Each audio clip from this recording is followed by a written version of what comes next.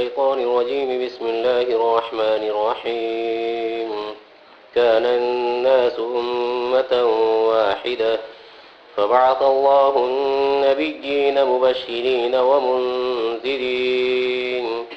وأنزل معهم الكتاب بالحق ليحكم بين الناس فيما اختلفوا فيه. گفتگو یہ چھڑ گئی تھی کہ حضرت عیسیٰ علیہ السلام اس دنیا میں تشریف لائیں گے. نبی اکرم صلی اللہ تعالی علیہ وسلم پر نبوت اور رسالت کا سلسلہ ختم ہو گیا ہے. نئی شریعت اور نیا دین لے کر کوئی نبی اور کوئی پیغمبر اس دنیا میں آنے والا نہیں. حضرت عیسیٰ علیہ السلام جو اس دنیا میں تشریف لائیں گے، اللہ عز و جل نے ان کی زندگی کو طول بخشا، لیکن اس کی وجہ سے مستحق نہیں ہے وہ اس نام کے کہ ان کو خاتم الانبیاء سے تعبیر کیا جائے. خاتم الانبیاء اور تمام نبیوں کے آخر میں آنے والے وہ تو نبی اکرم صلی اللہ تعالی علیہ وسلم ہی ہیں. اگرچہ آپ علیہ السلام کا وصال پہلے ہو گیا، آپ علیہ السلام کا انتقال پہلے ہو گیا، اس دنیا سے پردہ فرما چکے، اور حضرت عیسیٰ علیہ السلام ابھی بھی بقید حیات ہیں، زندہ ہیں. تاہم اس طرح کسی کے انتقال کے پہلے ہونے سے اور کسی کے انتقال کے بعد میں ہونے سے اور مؤخر ہونے سے اس کی وفات کے لازم نہیں آتا کہ وہ آخری کا لیبل اس کو دیا جائے، جبکہ ان کا آنا پہلے ہی ہوا تھا. اور اس پر پھر حضرت شاہ محدث دہلوی علیہ الرحمہ کا لطیفہ جو ایک عیسائی کے ساتھ پیش آیا تھا، پہلے بھی ذکر کیا گیا تھا قند مقرر کے طور پر، پھر دوسری مرتبہ میں ذکر کرتا ہوں کہ پوچھا ہوگا کسی عیسائی نے یہ خیال کر کے کہ حضرت عیسیٰ علیہ السلام کے بارے میں مسلمانوں کا عقیدہ یہ ہے، ان کا بھی ہے، لیکن کچھ فرق کے ساتھ ہے. وہ اس طریقے سے ہے کہ انہوں نے یہ خیال کیا کہ ان کو سولی پر چڑھایا گیا، دفن کیا گیا اور پھر اس کے بعد زندہ کیا گیا اور آسمانوں پر اٹھایا گیا. لیکن مسلمانوں کا نظریہ اور مسلمانوں کا عقیدہ یہ ہے کہ اللہ عز و جل نے ان کو قدرت ہی نہیں دی، یہود بے بہبود کو، کہ وہ حضرت عیسیٰ علیہ السلام کو قتل کر سکیں، پھر اس کے بعد سولی پر چڑھانے کے اور دفن کرنے کے ان کو زندہ کیا جائے اور آسمانوں پر اٹھایا جائے، بلکہ ما قتلوہ وما صلبوہ ولکن شبہ لہم، ان کے قتل پر قادر ہوئے ہی نہیں، نہ ہی سولی چڑھانے پر وہ قادر ہوئے ہیں، لیکن شبہ کے اندر میں ان کو ڈال دیا گیا، ایک شبیہ کو پیدا کر کے اسی جیسا آدمی ہو گیا، اس کو انہوں نے قتل کیا، سولی پر چڑھایا اور یہ باور کر لیا کہ حضرت عیسیٰ علیہ السلام کے ساتھ ہم نے اس قسم کا سلوک کیا. بہرحال اس نظریے کے اعتبار سے اس نے کہا حضرت شاہ دہلوی سے علیہ الرحمہ کہ آپ بتلائیے کہ ایک آدمی سویا ہوا ہو اور دوسرا آدمی اس کے پاس بیدار ہو، بیٹھا ہوا ہو. اب راستہ معلوم کرنا ہے تو راستہ کس سے معلوم کیا جائے گا؟ جو سویا ہوا ہے اس سے معلوم کیا جائے، یا جو بیٹھا ہوا ہے، زندہ ہے اور جاگ رہا ہے، اس سے معلوم کیا جائے. انہوں نے فوراً معلوم کر لیا، تاڑ لیا کہ یہ کہاں اشارہ کرنا چاہتا ہے، تو انہوں نے یہ جواب دیا کہ یہ جو بیٹھا ہوا ہے اسی کے ساتھ یہ بھی بیٹھ جائے، اس لیے کہ یہ بیٹھا ہوا ہے اسی انتظار کے اندر میں کہ یہ سونے والا اٹھے. نبی اکرم صلی اللہ تعالی علیہ وسلم گویا سوئے ہوئے ہیں اپنے قبر میں، حضرت عیسیٰ علیہ السلام زندہ ہیں، جاگ رہے ہیں، تو گویا راستہ ان سے معلوم کرنا چاہیے، یعنی یہ کہ ان کی شریعت کو فالو کرنا چاہیے. تو جواب اس طریقے سے دیا کہ وہ اعتراض کی جڑ ہی کٹ گئی اور لاجواب ہو گیا، مبہوت ہو گیا. وہ عقل بند، وہ ایک اپنا انداز ہے، عقل بند، تو عقل بند تھی، وہ جو ہے مبہوت اور لاجواب رہ گئی ہے. میں یہ کہہ رہا تھا کہ حضرت عیسیٰ علیہ السلام کا اس دنیا میں آنا مسلم اور مسلمانوں کے عقیدے میں سے ہے. مرزا قادیانی کا کہنا وہ اپنے اعتبار سے کچھ ہوگا، دعویٰ اس نے کیا، مختلف قسم کے دعاوی، اور اس پر حضرت محدث کاندلوی فرماتے ہیں نور اللہ مرقدہ کہ سبھی کچھ ہوگا، وہ سبھی کچھ وہ ہوگا، لیکن یہ کہ وہ انسان نہیں تھا. یعنی جتنے دعوے ہیں وہ سب دعوے اس کے صحیح مان لیے جائیں تھوڑی دیر کے لیے، لیکن انسان نہیں، اور پھر اس کے بعد تو مرد ہونا مشکل. تو خیر یہ دعویٰ کرنے والا تھا کہ میں ہی جو وہ مہدی ہوں اور میں ہی عیسیٰ ہوں، حالانکہ روایت اور آیات قرآنی سے معلوم ہوتا ہے کہ دو الگ الگ شخصیات ہیں، اور جن روایات میں ایسا کہا بھی گیا ہوگا کہ حضرت عیسیٰ وہی مہدی ہیں، اس میں یا تو کلام ہوگا یا وہ روایت مؤول ہوگی، اس کی تفصیل میں جانا نہیں چاہتا۔ حضرت عیسیٰ علیہ السلام اس دنیا میں تشریف لائیں گے، اور اس دنیا میں تشریف لانے کے بعد نبی اکرم صلی اللہ تعالیٰ علیہ وسلم کی جو شریعت ہے اسی شریعت کا وہ فالو کریں گے۔ حضرت حافظ ابن حجر عسقلانی علیہ الرحمہ نے مستقل اس پر طوالت کے ساتھ اور تفصیل کے ساتھ کلام کیا ہے کہ حضرت عیسیٰ علیہ السلام مستقل شریعت لے کر اور مستقل احکام لے کر وہ آنے والے نہیں ہیں، بلکہ نبی اکرم صلی اللہ علیہ وسلم ہی کی شریعت کا وہ فالو کریں گے اور اس کا اتباع کریں گے۔ کس طریقے پر ان کو پتہ چلے گا؟ علامہ جلال الدین سیوطی علیہ الرحمہ نے مستقل ایک رسالہ اس پر لکھا ہے، اور اس میں ان سے سوالات کیے گئے تھے اسی سلسلے کے۔ اس میں ایک سوال یہ بھی تھا وہ آئیں گے کن کا اتباع کریں گے؟ اگر شریعت محمدی کا کریں گے تو پھر ان کو پتہ کیسے چلے گا شریعت محمدیہ کا؟ پھر ان پر وحی آئے گی یا نہیں آئے گی؟ اگر وحی آئے گی تو وحی کیسی ہوگی؟ جیسے انبیاء پر آیا کرتی ہے ویسی ملک وغیرہ کے ذریعے، یا جو طریقے ہیں وحی کے، یا تو یہ کہ وہ وحی الہام ہوگی جیسے اولیاء کے اوپر آتی ہے۔ اب یہ کہ اس کو وحی سے تعبیر کیا جائے کہ نہ کیا جائے، پھر یہ ایک مستقل مسئلہ۔ غرض یہ کہ علامہ جلال الدین سیوطی علیہ الرحمہ نے اس پر بحث کی، اور الحاوی کے اندر میں مختلف رسائل ان کے جمع کیے گئے ہیں، ان میں یہ رسالہ بھی ہے جس میں یہ جو سوالات ابھی میں نے قائم کیے اس کے جوابات انہوں نے دیے ہیں۔ حضرت عیسیٰ علیہ السلام اس دنیا میں تشریف لانے کے بعد احکام شرع محمدی کے مطابق عمل جو کریں گے اس کی نوعیت کیا ہوگی، کس طریقے پر ان کو واقفیت ہوگی اور کس طریقے پر ان کو معلوم ہوگا کہ شریعت محمدیہ کیا ہے، اس کے احکام کیا ہے اور اس کی تعلیمات کیا ہے۔ اس میں 4 طریقے انہوں نے ذکر کیے ہیں۔ پہلے نمبر پر یہ ذکر کیا کہ جو حضرات انبیاء کرام علیہ السلام اس دنیا میں تشریف لاتے ہیں ان کو علوم دیے جاتے ہیں گزشتہ انبیاء کے بھی اور جو انبیاء آنے والے ہیں ان کی شریعت کے بھی۔ یہ مطلب نہیں ہے کہ جملہ علوم ان کو دے دیے جاتے ہیں، البتہ جو مین اور موٹی موٹی باتیں ہوتی ہیں وہ ان کو بتلا دی جاتی ہے کہ گزشتہ جو پیغمبر تھے ان کی تعلیمات کے اندر میں یہ باتیں مین تھی اور یہ باتیں اصولی تھیں، اور اسی طریقے سے آگے جو پیغمبر آئے گا اس کی شریعت کے اندر میں اس قسم کی باتیں ہوگی۔ اس طریقے سے دونوں باتیں ان کو بتلا دی جاتی ہے۔ نبی اکرم صلی اللہ تعالیٰ علیہ وسلم کی شریعت کے باب میں بھی حضرت عیسیٰ علیہ السلام کو چونکہ حضرت عیسیٰ کے بعد آپ ہی کا نمبر تھا تو آپ کی شریعت کے کچھ اصولی اور کچھ ضوابطی انداز کی باتیں اور شریعت کے احکام بتلا دیے گئے، اور حضرت عیسیٰ علیہ السلام اس سے واقف ہو گئے، اس اعتبار سے وہ شریعت محمدیہ کو جانتے ہیں۔ یہ ایک نمبر ہوا۔ دوسرا نمبر یہ ہے کہ حضرت عیسیٰ علیہ السلام صحابی بھی ہے، جس طریقے سے نبی ہیں ویسے صحابی بھی ہے۔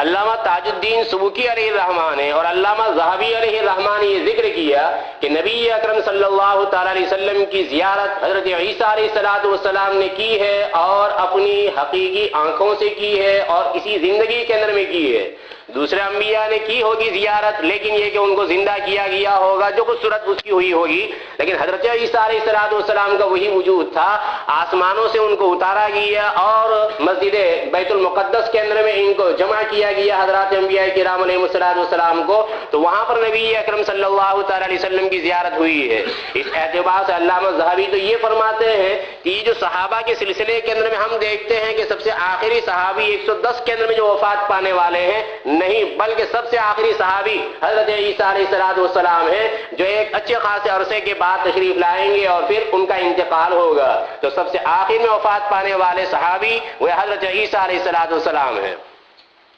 اب یہ کہ صحابہ نے جس طریقے سے شریعت محمدیہ کو معلوم کیا تھا نبی اکرم صلی اللہ تعالی علیہ وسلم سے، اسی طرح آپ علیہ السلام کی ملاقات کے اندر میں حضرت عیسیٰ علیہ السلام نے علوم کو حاصل کر لیے ہیں اس شریعت کے۔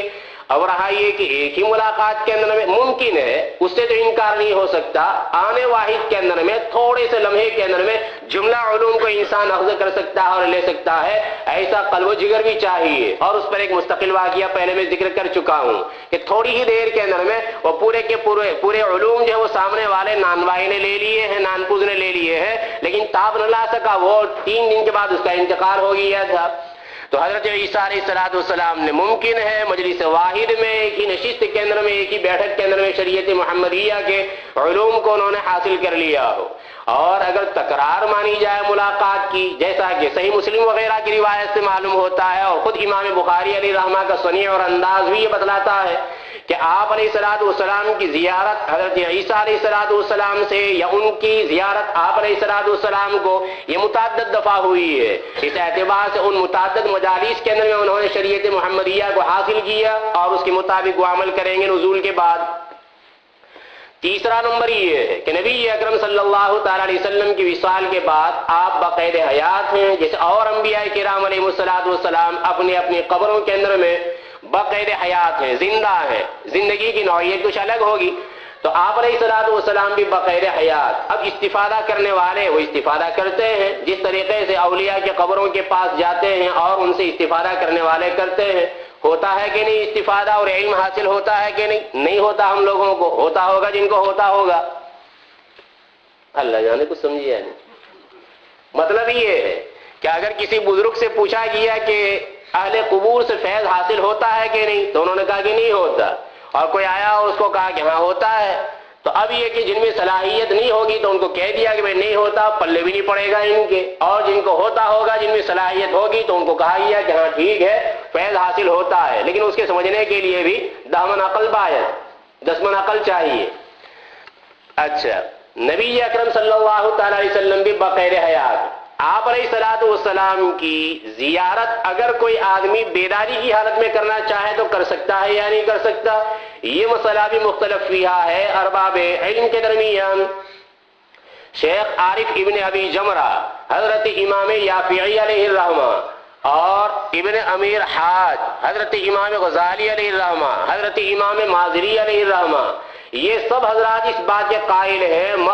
تاج الدین سبکی علیہ الرحمہ کے کہ حالت بیداری میں نبی اکرم صلی اللہ تعالی علیہ وسلم کی زیارت ہو سکتی ہے، اور شیخ الاسلام مدنی قدس اللہ سرہ کی بات پہلے میں نقل کر چکا ہوں۔ اسی مسئلے پر گفتگو ہو رہی تھی اور بحث ہو رہی تھی، مسجد نبوی کے اندر میں درس ہو رہا تھا، ان کا سبق ہو رہا تھا، اور کسی نے کوئی تذبذب یا تشویش کی کیفیت کے اندر میں یا شش و پنج کی کیفیت کے اندر میں چہرے کا رنگ بدلا ہوگا، اس موقع پر حضرت نے فرمایا کہ دیکھیے وہاں آپ علیہ السلام تشریف فرما ہے، اور دیکھا سبوں نے زیارت کی حالت بیداری کے اندر میں۔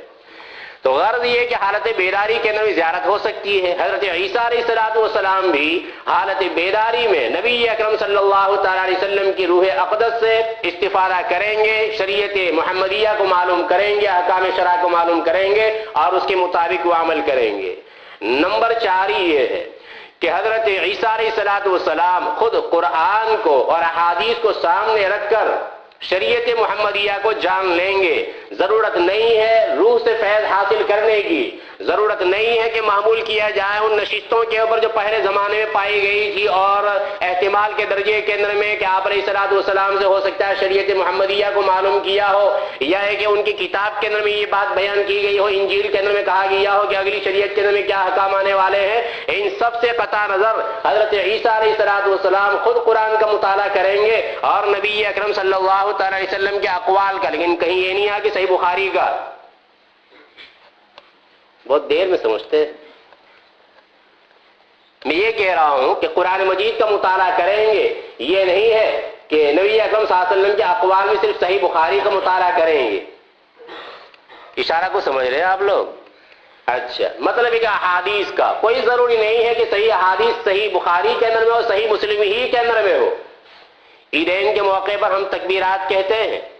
عیدین کی تکبیرات صحیح بخاری کے اندر میں ہے ہی نہیں، اب کیا کریں گے؟ اگر صرف بخاری کے مطابق چلنا ہے تو کیا کریں گے؟ عیدین کی تکبیرات جس کے اوپر امت کا اجماع ہے، اور خود وہ حضرات بھی تکبیرات کہتے ہیں جو صحیح بخاری کو حجت مانتے ہیں، لیکن اس میں ندارت۔ اور پھر میں نے پہلے ایک مسئلہ ذکر کیا تھا درود شریف کا، کہ نماز کے اندر میں درود شریف تو امام بخاری علیہ الرحمہ نے کتاب الصلاۃ کے اندر میں اس کے لیے کوئی باب قائم ہی نہیں کیا ہے، درود شریف نہیں پڑھنا ہے، آنا پڑھتے ہیں، عمل کرتے ہیں، تو پھر یہ کیسا آدھا تیتر آدھا بٹیر؟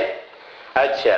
مطلب یہ ہے کہ نبی اکرم صلی اللہ تعالی علیہ وسلم کے سامنے قرآن مجید ہوگا، اور حضرت عیسیٰ علیہ السلام کے سامنے قرآن مجید ہوگا، احادیث ہوگی، اور اسی سے مسائل کو مستنبط کریں گے اور احکام شرع کو معلوم کریں گے اور اس کے مطابق عمل کریں گے۔ یہی بات وجہ ہے، زیادہ وزنی بات جو ہے وہ یہی ہے۔ اس موقع پر یہ بھی یاد رہے کہ حضرات حنفیہ نے جو بعض جگہوں کے اندر اور بعض مواقع کے اندر غلو کیا ہے وہ غلو بھی صحیح نہیں ہے. تحفظ سنت کانفرنس تھی اپٹن لین میں، تو مجھ سے پہلے جو مولوی صاحب اردو کے اندر بیان کرنے والے تھے انہوں نے اردو کے اندر بیان کیا تھا اور یہ کہا تھا کہ حضرت عیسیٰ علیہ السلام دنیا میں تشریف لائیں گے اور عمل کریں گے تو فقہ حنفی کے مطابق عمل کریں گے. بعد میں جب میری باری آئی تو اس موقع پر میں نے سختی کے ساتھ اس کی تردید کی اور کہا کہ ہمیں اپنے دائرے میں رہنا چاہیے. حضرت امام ابو حنیفہ علیہ رحمہ کو اللہ نے اتنی نظر عطا کی ہے کہ وہ قرآن اور احادیث میں غور و فکر کر کے مسائل کو مستنبط کر سکتے ہیں، تو کیا ایک نبی کی قوت ادراک اور ایک نبی کا استنباط کا ملکہ اتنا بھی نہیں ہے؟ حضرت امام ابو حنیفہ علیہ رحمہ سے یہ گزرے ہیں.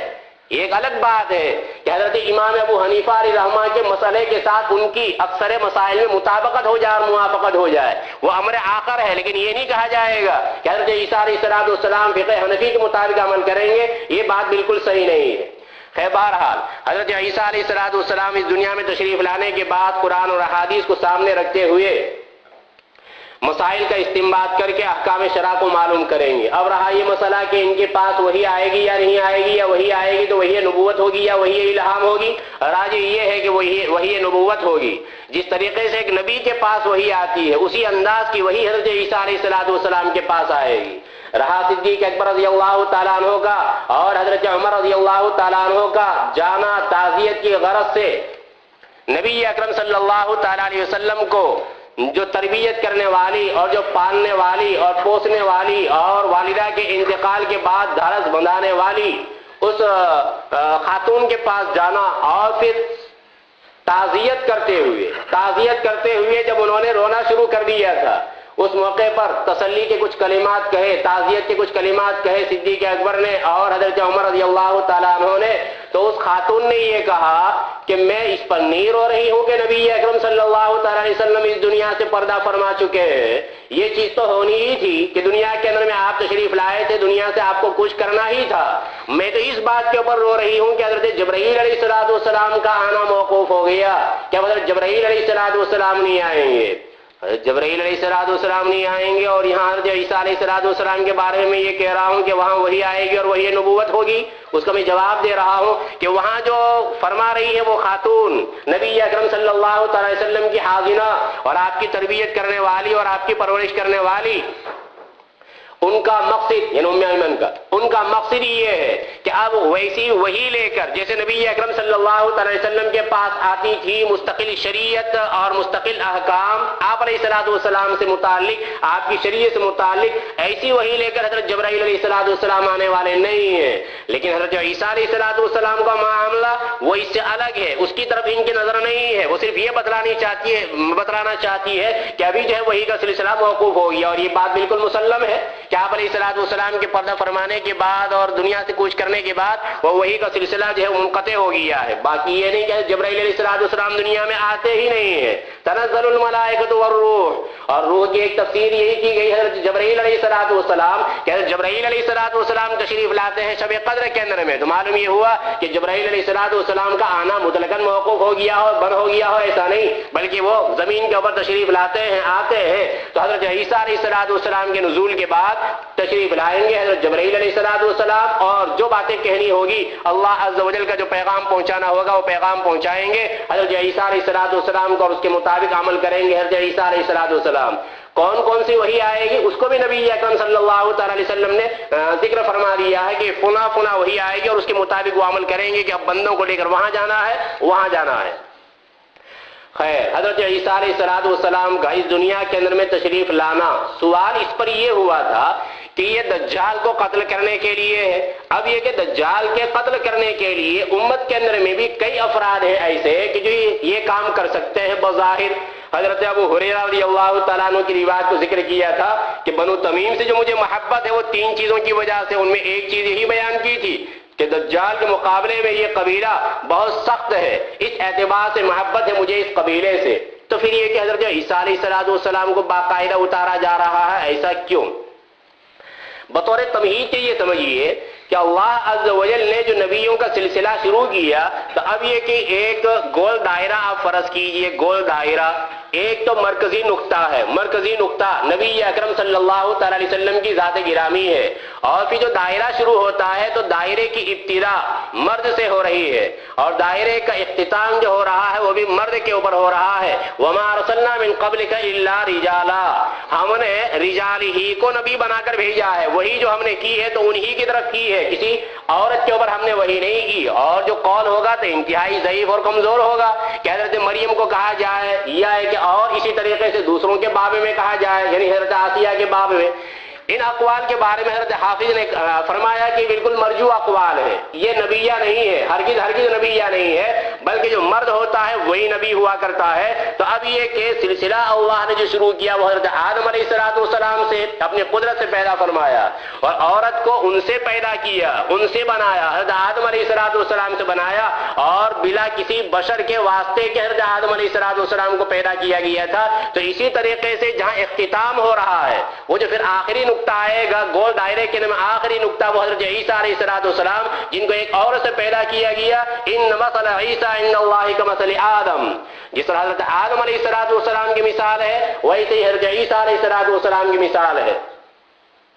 یہاں پر بھی وہی جیسے میاں بیوی کے درمیان اور زن و شو کے درمیان تعلقات قائم کیے جاتے ہیں ازدواجی، اور پھر اس کے بعد جو ہے وہ تولد ہوتا ہے، ویسا نہیں تھا حضرت آدم کے اندر میں۔ تو آخر کے اندر میں بھی یہی بات لائی گئی حضرت مریم اور حضرت عیسیٰ علیہ السلام کی پیدائش کے موقع پر ان سے۔ حضرت عیسیٰ علیہ السلام کی جو پیدائش ہوئی ظاہری اعتبار سے حضرت مریم سے ہو رہی ہے، ظاہری اعتبار سے حضرت مریم سے، اور اس میں جو واسطہ بنایا گیا وہ حضرت جبرائیل علیہ السلام کو کہ انہوں نے نفخہ اور پھونک ماری گریبان میں، جس کے نتیجے میں حمل ٹھہر گیا، اور پھر اس کے بعد حمل کتنی مدت تک رہا تھا ارباب تفسیر کا اس میں کچھ اختلاف ہوگا۔ تو اس نفخے کے نتیجے میں حضرت عیسیٰ علیہ السلام کا حمل قرار پایا تھا، پھر اس کے بعد ان کا تولد ہوا۔ اس اعتبار سے ان کو مناسبت دونوں سے ہے، اور اگر اصلاً کہا جائے تو یہ کہ ملکی صفات ان میں زیادہ ہے۔ حضرت عیسیٰ علیہ السلام کو زیادہ مناسبت ملک سے ہے اور فرشتے سے ہے، حضرت جبرائیل علیہ السلام سے ہے کہ ان کے پھونک مارنے کے نتیجے میں یہ پیدا ہو رہے ہیں ایک مدت تک رہنے کے بعد۔ حضرت مریم سے بھی مناسبت ہے، دونوں مناسبتوں کا لحاظ رکھنا تھا۔ لہذا انڈیا کے اندر میں دیکھا ہوگا، انڈیا کی بات کیوں؟ وہ اس وجہ سے کہ یہاں کا تو ماحولی الگ ہے، یہاں کے اصول الگ ہے، یہاں کے ضوابط الگ ہیں، اور ایسے اصول اور ایسے ضوابط کی جو یہی لوگ سمجھتے ہیں جو یہاں کے رہنے والے ہوتے ہیں۔